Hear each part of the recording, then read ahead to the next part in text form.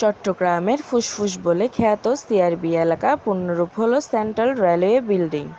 1899 সালে সিআরবি প্রতিষ্ঠিত হয় আসাম বেঙ্গল রেলওয়ে সদর দপ্তর হিসেবে।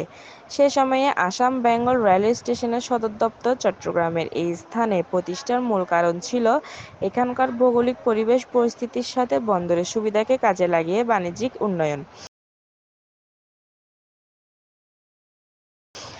সিআরবিতে প্রতিদিন বিভিন্ন এলাকা থেকে ঘুরতে আসে হাজার হাজার মানুষ, তবে সন্ধ্যার পর যুবক যুবতীর আনাগোনাই বেড়ে যায়। বিভিন্ন সময় বিভিন্ন কারণে উচ্ছৃঙ্খল যুবক যুবতীদের মধ্যে ঘটে নানা অনাকাঙ্ক্ষিত ঘটনা। সচেতন নাগরিকরা বলেছেন, পরিবার পরিজন নিয়ে সন্ধ্যার পর সিআরবিতে এসে অনেক সময় নাজেহালের শিকার হতে হয়। এ বিষয়ে প্রশাসনের সুদৃষ্টি কামনা করেন তারা।